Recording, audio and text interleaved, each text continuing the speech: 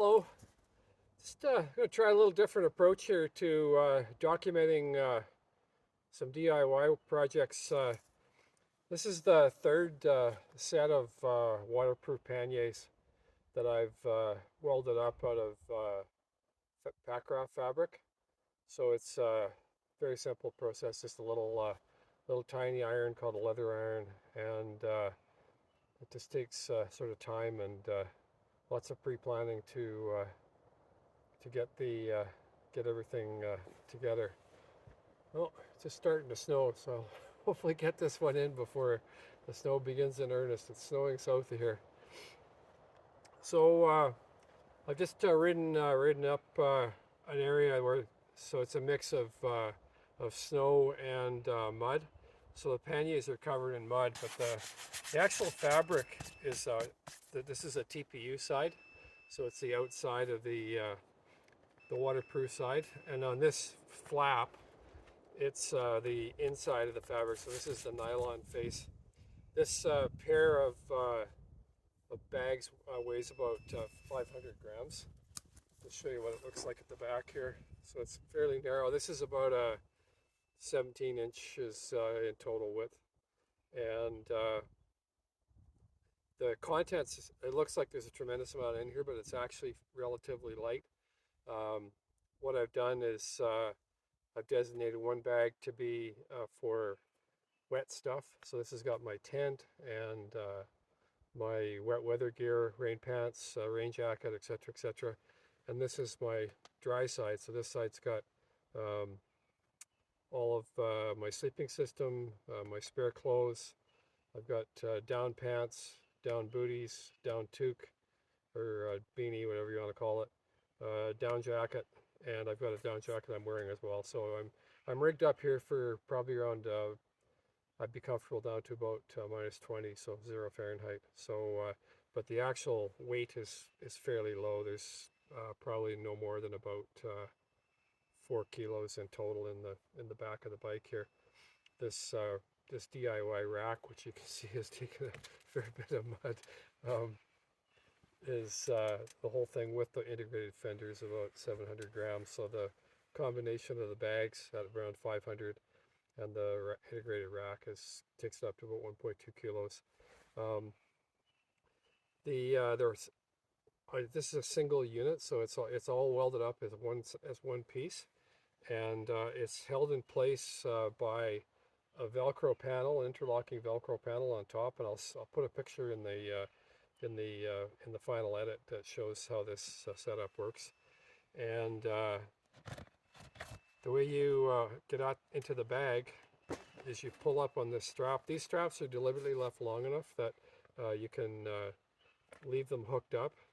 So it's all nice and protected. The roll top bag is protected by this flap.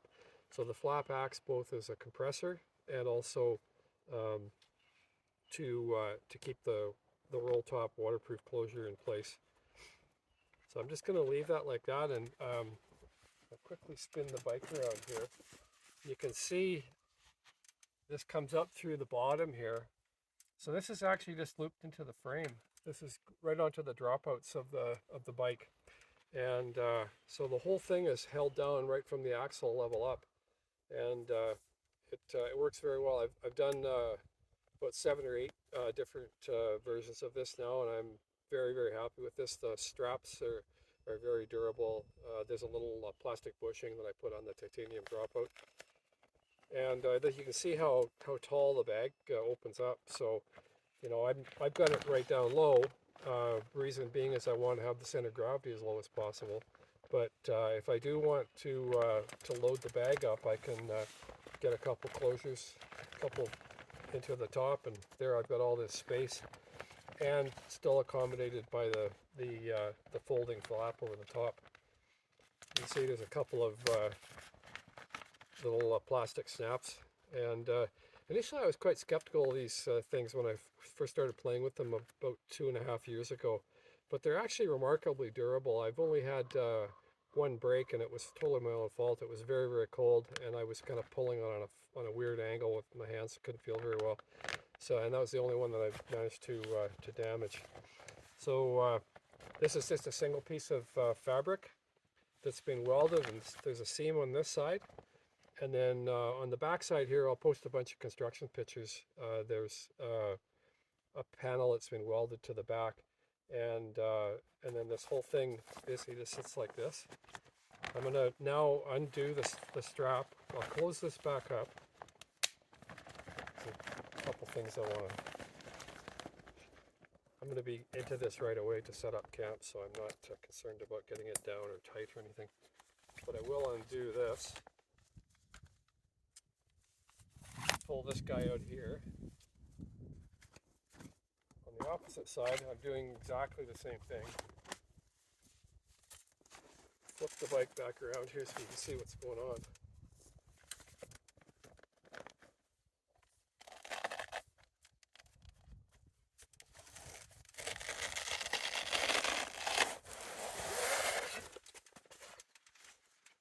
So there's your panniers ready to rock.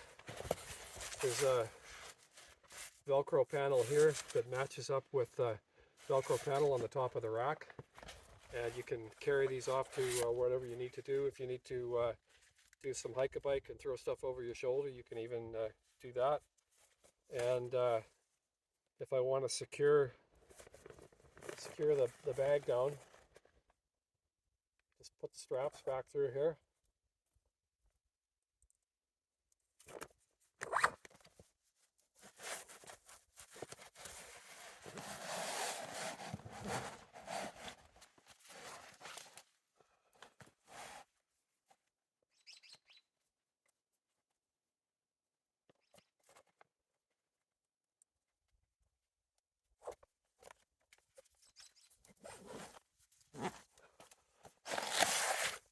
And you're good to go.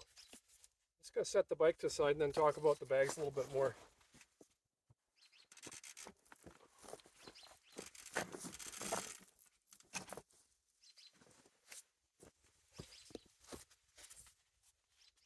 So the bottom has got a loop welded into it. So this actually comes up into the panel here. You can't see it because of all the dirt right now. And then there's additional strengthening in the back of the bag. You can see where it's been rubbing on the stay. But when I want to go to do my camp, if I'm not going to leave this on the bike, I'm going to take it off. I can just pop these guys open, pull them through the loop here.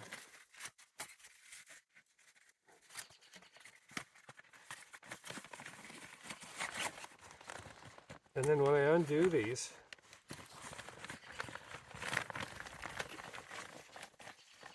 and open it up, I've put these the opposite way so they're matched on both sides. And then you can actually get into the bag quite easily. I haven't seen anybody else design a pannier this way, so that's kind of why I'm specifically mentioning it. And I also did the same thing with the snaps. So the snaps can be engaged on the one side to keep the top of the bag open. So here I've got my my raincoat, and then there's a tent and waterproof pants in the bottom of the bag. And on the other side I've got the things I mentioned there, parka, down parka, and down pants, and my sleeping system, and spare clothing, what have you. So there you are. That's waterproof panniers, and they're fairly time consuming to make. I spent probably around 15 hours. Most of that's just consumed with doing a really good job on the welding and making it look good. But if I had access to water right now, I could clean the outside of these things off and they look like brand new. This particular pair has got, I don't know, a few hundred kilometers on it now. But I've got a second generation one that I built that I've lost track of how many kilometers on it. It's probably up around 4,000 or maybe even 5,000 kilometers. And I've got one hole in it that I managed to do when I rammed the bike into a sharp branch on a tree. And I fixed it with a piece of outdoor repair tape a couple of years ago. And it's still working perfectly. So thank you very much for watching.